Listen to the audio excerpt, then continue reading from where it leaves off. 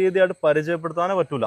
പക്ഷെ ആ ഒരു സാഹചര്യത്തിലാണ് നമ്മൾ ഇതിന്റെ സാധ്യതകൾ മനസ്സിലാക്കുന്നത്. ഇവിടെ എന്താണ് ഇതിന്റെ ഈ ഫീൽഡിൽ മേഖലയിൽ ഉള്ളതായിരിക്കുന്ന നമുക്ക് ചെയ്യാൻ പറ്റുന്ന കാര്യം. അപ്പൊ നോക്കുമ്പോഴത്തേക്ക് ഇവിടെ സക്സസ്ഫുൾ ആയിട്ട് നമ്മുടെ ഇന്റർനാഷണൽ മാർക്കറ്റിൽ കോമ്പറ്റേറ്റ് ചെയ്യാൻ പറ്റുന്നതായിരിക്കുന്ന ഹൈ ക്വാളിറ്റി പ്രൊഡക്ട്സ് പ്രൊഡ്യൂസ് ചെയ്തെടുക്കുക എന്നുള്ളതാണ് നമുക്ക് ഇവിടെ ആവശ്യമായിട്ടുള്ളത്. അങ്ങനെ നമ്മൾ എന്ത് ചെയ്തു, നമ്മൾ ഇസഡ് ബ്ലാക്ക് ഡയമണ്ട് എന്നുള്ളതായിരിക്കുന്ന പിന്നെ അസാമിലുള്ളതായിരിക്കുന്ന ഓൾ ഇന്ത്യ ലെവലിൽ വർക്ക് ചെയ്യുന്നതായിരിക്കുന്ന തംജിദ് അലീന്റെ നേതൃത്വത്തിലുള്ളതായിരിക്കുന്ന ഒരു കമ്പനിയുമായിട്ട് നമ്മൾ ടൈപ്പ് ആവുന്നത്.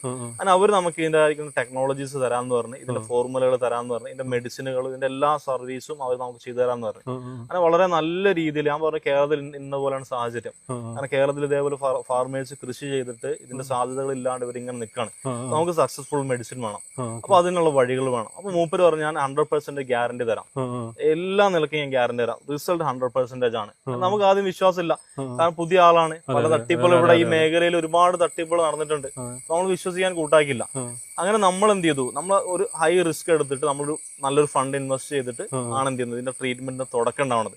അപ്പോൾ അദ്ദേഹത്തിന്റെ ഭാഗം തംജിദ് അലിന്റെ ഭാഗം എല്ലാ വിധത്തിലുള്ളതായിരിക്കുന്ന സർവീസുകളും മൂപ്പറ സ്റ്റാഫ്, അങ്ങനെ വിദഗ്ധരായിരുന്ന ആളുകൾ, ഇങ്ങനെ ഇവരെല്ലാം അയച്ചു തന്ന് ഇവിടെ ഒരു ഫീൽഡ് മൂപ്പർ എന്ത് ചെയ്തു, നമുക്ക് ഒരു ട്രീറ്റ്മെന്റിലുള്ള എല്ലാ മെഡിസിനും കാര്യങ്ങളൊക്കെ എത്തിച്ചു തന്ന് സഹായങ്ങളൊക്കെ തന്ന് നമ്മളോട് ട്രീറ്റ്മെന്റ് ചെയ്യാൻ പറഞ്ഞു.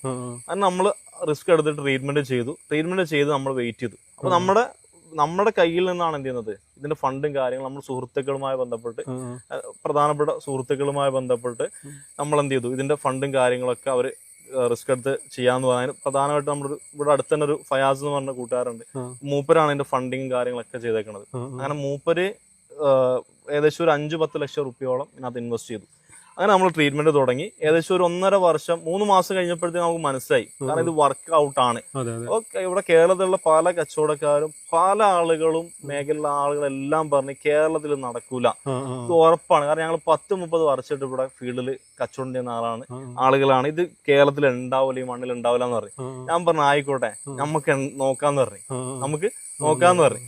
അങ്ങനെ ഒരു 1.5 വർഷത്തിന് ശേഷം നമ്മളിവിടെ ഹാർവെസ്റ്റ് ചെയ്ത ശേഷം ഈ പറഞ്ഞ ആളുകളുടെ മുമ്പിലേക്ക് എന്ത് ചെയ്ത്, ഇതാണ് പ്രൊഡക്റ്റ് എന്ന് പറഞ്ഞുകൊണ്ട് കാണിച്ചു. അപ്പൊ അവർ അംഗീകരിച്ചു.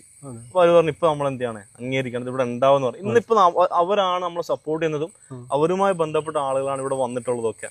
ഇത് കാണാനും വീക്ഷിക്കാനും പ്രധാനപ്പെട്ട പല ആളുകളുണ്ട്, അവരിപ്പോ വീഡിയോയിലൂടെ ഒക്കെ അവർ വാച്ച് ചെയ്തുകൊണ്ടിരിക്കുകയാണ്. പിന്നെ നമ്മുടെ പ്രൊഡക്ട്സ് ഒക്കെ അവർ തന്നെയാണ് പിന്നീട് എടുക്കുന്നതും സെയിൽ ചെയ്യുന്നതൊക്കെ അവർ തന്നെ എടുക്കുക. ഇപ്പൊ ഇതിന് മുറിക്കുന്നതിന് മുമ്പ് തന്നെ ഇത് നമ്മളോട് ഉണ്ടാവില്ല എന്ന് പറഞ്ഞ നമ്മുടെ കോട്ടയ്ക്കലുള്ളതായിരിക്കുന്ന ഒരു പ്രധാനപ്പെട്ട ഷോപ്പ് ഉണ്ട്. അപ്പൊ അദ്ദേഹം പറഞ്ഞ് മൂപ്പർക്ക്, കാരണം പ്രൊഡക്റ്റിന്റെ ക്വാളിറ്റി കാര്യങ്ങൾ മനസ്സിലായപ്പോൾ അദ്ദേഹം പറഞ്ഞു, എനിക്ക് 1 കിലോ വേണം. മുറിക്കുന്നതിന് മുമ്പ് തന്നെ മൂപ്പർ പറഞ്ഞു, എനിക്ക് 1 കിലോ സാധനം എന്ത് വേണം, കാരണം ഇത് അറബ്സിന് ഇഷ്ടപ്പെടുന്ന സ്മെല്ലാണ്. മൂപ്പർ ആദ്യം തന്നെ ഓർഡർ ചെയ്തു.